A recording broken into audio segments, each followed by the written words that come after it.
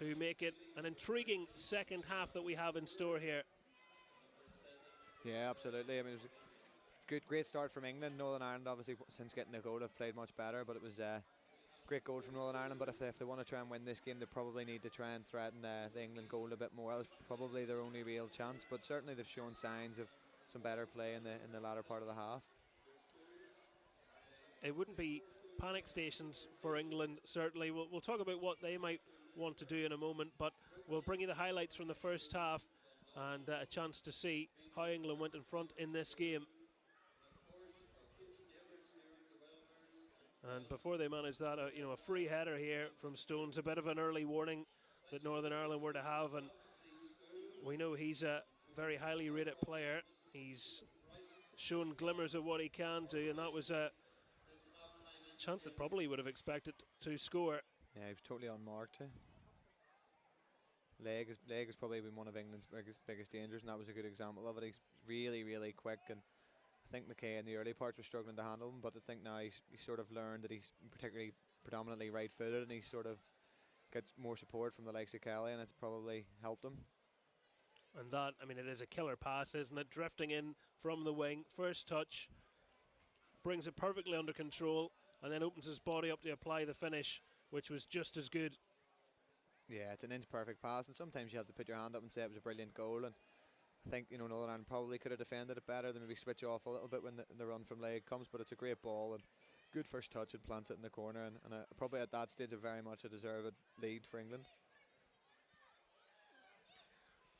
And it caused a bit of confusion because they heard a whistle, and initially they thought, have they tried to disallow this? But no, the goal most certainly was onside. It stood, and then they were able to celebrate. And interestingly, as you watch those sort of reactions, you saw McFeely in the background looking dejected. We'll watch his goal in a moment, but before he had that goal, Northern Ireland really didn't threaten, and to call that a highlight sort of sums it up, doesn't it really? A ball into the box which the keeper was really easily able to push away.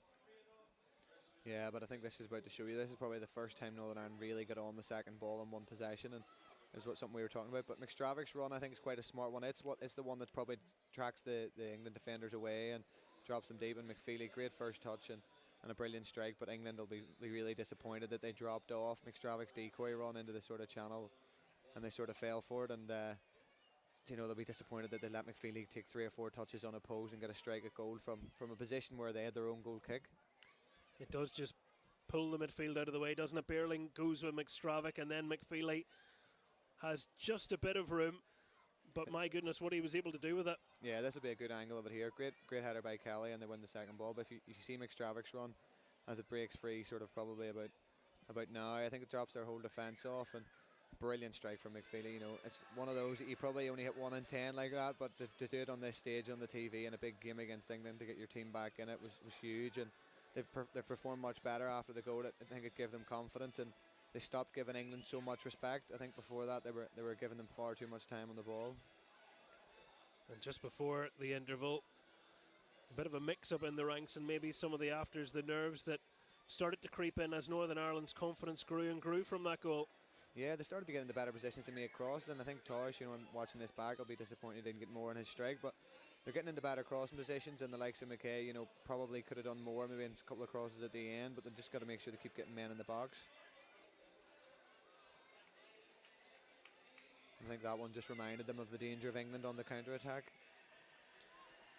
Well, we have children out on the pitch enjoying themselves whilst the two teams have a well-earned break. What a moment for them.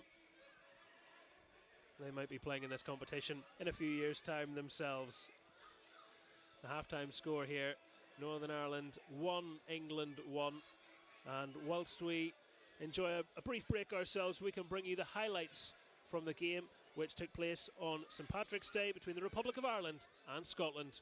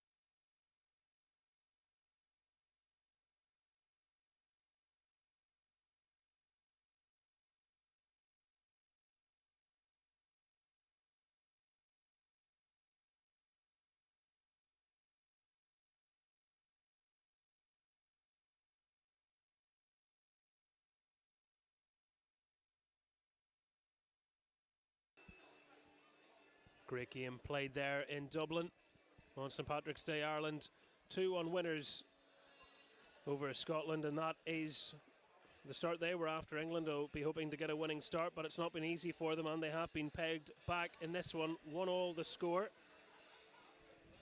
as we await the second half.